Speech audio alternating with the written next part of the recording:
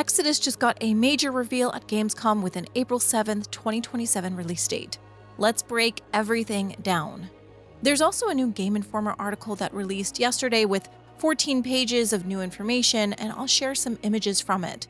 Please be aware that the Game Informer article does go into some story-related details, so I've included that at the end if you do consider that a spoiler. But before we get into the article and trailer, the website also got a few new updates. First, Emrys is now a combat companion, which is why we see him in combat in the trailer. There's also a new image of this woman with braids, who is in the same faction as June, the Aslan dynasty. Then we have Karavas the pilot, and if you want a little bit more information on her, I highly recommend the secret level episode Odyssey. Then we have Nivian Okura, our final story companion. Her new bio says, Head Priestess of the Church of the Guiding Star.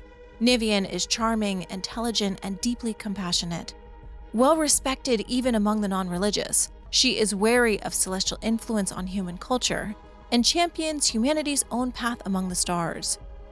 Alongside this, there's a bunch of new pictures up on the website, which I will be showing throughout the video.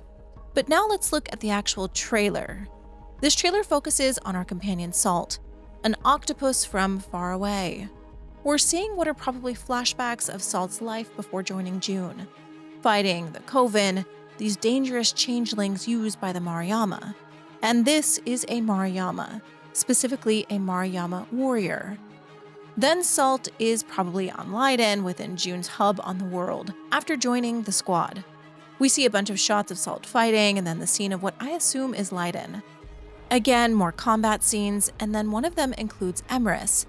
Previously, he was a combat companion and then he was moved to story companion, and once again, he's back as a combat companion, so I think with this push to April, this is one of the things they're making sure is in the final game.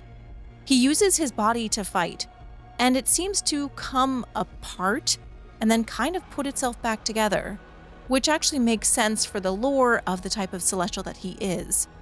There's also these glowing outlines kind of on his butt. His abilities are called Shield of the Deva and Celestial Balance, and then salts are Cascading Death and Ink Mortar. There's also a new blurb about Emrys up on the community update on Reddit, and it says that Emrys plays support, launching remnant orbs that drain and weaken enemies while feeding the stolen power back to June as protection. It also says that, outside of battle, Emrys is often lost in thought, marked by their usual stillness, detachment, and a deep familiarity with both human and celestial affairs. Then there's a scene of Salt, Solomon, and this pretty woman with her double braid, and then there's a scene where June says that Salt put Leiden in danger for her own selfish reasons, meaning Salt may have some tensions with June, and will do whatever she needs to accomplish her own goal. There's also a scene of this huge construct called the Redeemer. There's some action shots, Salt fighting more Coven, and then Salt pulling out her family members from the sand. The trailer ends with a few scenes of Salt's family, though we don't know who exactly these other octopus are. And then we learn the most important part of Salt's story. Whoever she's fighting for is running out of time. It's been 3 years for her, and 87 years back home. This is honestly a pretty somber trailer of Salt's story, and it makes me wonder what can actually happen. What happens if she fails, whatever she is trying to do? Will all of those octopus that she has back home die? And will she go with you, losing more time if she goes on Exodus missions? What is she sacrificing to do this? I'm really interested in her as a character. I love her design, and I think it's just such a cool concept. And while I wish this trailer would have been more about maybe like time dilation or something like that, I'm glad that we kind of got to focus on the non-human elements of Exodus. And again, I'm just really excited to see her. Also, from the trailer, it very much looks like Exodus is improving with every single reveal. They're also definitely working on June's face. I don't think it's there yet, but they're making improvements and trying at the very least. So it's very clear that they're aware of all of the criticism that June's face has been receiving. And now that we've talked about the trailer, let's talk about what was in the Game Informer article. From the article, we learn that Solomon is from the Tenjin dynasty, who is very closely affiliated with the awakened animals. Solomon has a very special relationship with them, and he's also a master assassin and spy. His family is also very powerful on Leyden, and most often he can be seen accompanied by 2 awakened ravens that keep their eyes on everything. Regarding his personality, they didn't want to make him immediately likable. He's kind of a rich, spoiled kid you're meant to hate, but they soften it down a bit, and they think once people give him some time, they'll come to like him. We also learn a little bit about Phaedra. She was born with a celestial disease that made her blind. To assist her blindness, she built a pair of drones to transmit signals directly to her brain, to function as her eyes. She also has devoted herself to xenoarchaeology, studying celestials and their technology. Houston the wolf is also June's adoptive brother. And hopefully the website is updated at some point because this little blurb doesn't take into account FemJune. As for Salt, Salt is surprising to June, an awakened animal that would normally be found in the ocean. Instead, Salt lives on land, and she was inspired by Krang from Teenage Mutant Ninja Turtles. They also revealed that Exodus will have a timeline tracking system. There's a timeline in the menu that shows your past choices and can kind of help you track what might happen in the future. It's also there to help players keep track of their own story for June. June also has access to things like an ability called Rush that slows time, and a scramble cloak that makes June invisible. There's also Sonic Lure to help distract enemies. And that's the new information about June. Drew Karpyshyn also talked about romances. He says, "We're making a mature game, a game for gamers who want to experience something that has depth and serious real stakes. And romance is just a great way to do that. So we feel if we weren't giving you romance, it would almost feel hollow. It wouldn't feel real." He also revealed that you can't romance every companion like Salt, but you can romance many of them, and even hinted that there are some non-companion NPCs June can also pursue. The romances are also not locked by gender, and there's even the potential to romance more than one at a time, but some companions may have a problem with this. Romances are also tied into choices you make as June, and they've tied it to Exodus's affinity system. According to Karpyshyn, the companions can be in conflict with one another, and your choices affect them and your companions, and kind of their dynamic with June.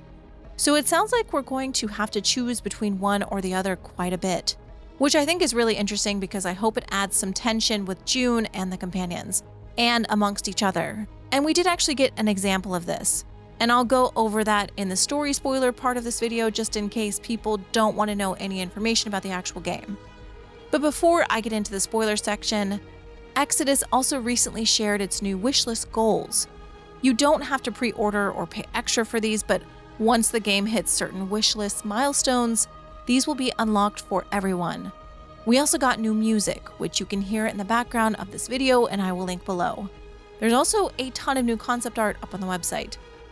For the new music, it's called Elegy for a Forgotten World, and in it we have new environment reveals. The music is absolutely beautiful, this track included. Like everything I've heard from Exodus is just, the music is so good. And in the description of this video it says, "Let celestial voices carry you into the Centauri cluster." So these are celestial voices that are kind of chanting. It's kind of hypnotizing. And now let's talk about the milestone rewards. The first tier has already been unlocked, and after that we have this casual set for male and female June. I do hope these outfits are interchangeable regardless of gender, and I don't really want to talk about June's face here, so let's just pretend we didn't see it and move on. Also, this milestone has the Salt cinematic, so I assume there's a lot more to what we did actually see, and once Exodus hits that 1 million wish list, we'll see the whole thing. Alongside this, they're also going to release radio music tracks. I spoke in my video after my first playtest back in May that they were doing something really interesting with the music, and this was part of it. I'm really interested to hear what these tracks are that they're releasing. Then for the 1.5 million milestone, we have these awesome armor sets. From left to right, there is Elise's mech, Phaedra, Solomon, Tom, and then Salt. Emrys isn't here, so I don't think he even has armor. But these look really awesome, and it looks like they're already modeled, so hopefully these already exist and release regardless. The last reward is this ambient music track, so hopefully we can get that too, like the one from a few days ago. Now let's talk about the story that was revealed in the Game Informer article. Again, if you don't want to know any of this, I would end the video right now. The article reveals that Orion Aslan, June's father and mother, disappeared on an exodus years ago. But Gideon returned. When he did, he usurped the throne and took over Leiden. Because of this, June went into hiding. But now, as an adult, he realizes that he must fight back against Gideon's growing empire. We also learned in the article that the society on Leiden is roughly only 200 years old and was built atop celestial ruins. But this is how June's story begins. And this is how the mission begins, with June looking for a ship. In the mission, played by the Game Informer journalist, June is trying to infiltrate the Traveler Launch Complex, an abandoned facility once devoted to humans who made light-speed voyages to far-off places, travelers. In June's search for a traveler ship, he goes to the abandoned TLC with Tom and Salt. Inside, June finds a foreman working on the abandoned building, who sealed off the lower levels to trap a construct called the Redeemer, this guy. And of course, he's immune to modern weapons. To help June fight him, he goes to Orion's vault, looking for celestial weapons, and is then ambushed by the Redeemer. Salt distracts the construct and June goes inside, and here he finds Orion's gauntlet. With it, they can venture further into the TLC where Elise and Nivian are waiting. Finally, Tom, June, and Salt confront the Redeemer and destroy it, with the help of June's new gauntlet.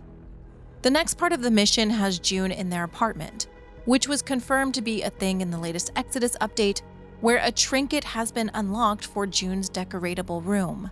June gets a call on his flip phone, takes the elevator down to the ground floor of Persepolis, and here the journalist explores the main city. There are shops for coffee and noodles, ads for movies and sunscreen. There's awakened raccoons talking to awakened bears, and statues for characters they haven't heard of. They also encounter a murder mystery side quest of a man who fell to his death, and a wolf who is the prime suspect.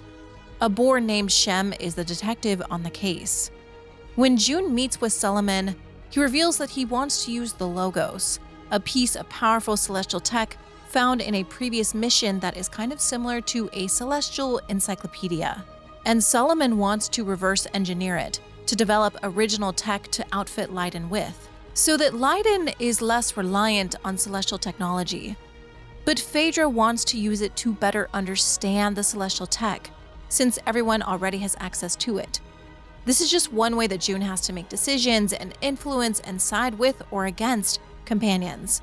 And that's kind of it. Game Informer has an exclusive for this Exodus coverage, so I'm assuming a bunch of smaller articles and footage will drop throughout the next 2 weeks. I'm not going to cover every single article as they come out, but I will compile them in my next video, which I'm editing right now, and it will be up soon, especially when my embargo is up, because I actually got to play Exodus again very recently. Once my embargo is up, then I can share everything with you, and I can't say exactly what, but just know I have a lot to talk about, and when I can, I will. So make sure to subscribe if you want to know more and see more about Exodus. But let me know what you think. What did you think of the trailer? What did you think of Salt? What do you think of her story, and do you plan to take her with you as a companion? Let me know all your thoughts below, and thank you so much for watching. I have a ton of Exodus coverage coming up, but honestly, I kind of thought that Exodus would be out closer to January, especially with Drew Karpyshyn just very recently saying very early 2027. But you know what? I'm glad that they've pushed it out, because it means if they've pushed it out, there is a reason for it. And I'm assuming it's so that they can add things like Emrys as a companion. But I hope in the time that they have added, if they did push the date out, I hope they can really fix the faces. I'll get into that more in my other video, but I just did want to mention that since I do think that is maybe part of the reason why they did push stuff out. I don't know. Either way, April 2027. It's a bit further out, but honestly, there's so many other games that are coming out before then that it's okay, and they're missing that huge February window, which is probably a good thing. Now I think they'll just have to contend with The Expanse, which is also a spring 2027 release date. But anyways, that's everything. Let me know what you think, and I will see you next time. Thank you for watching, Thank you to all my channel members. Thank you to all my subscribers. You guys have been great. I'll see you all next time.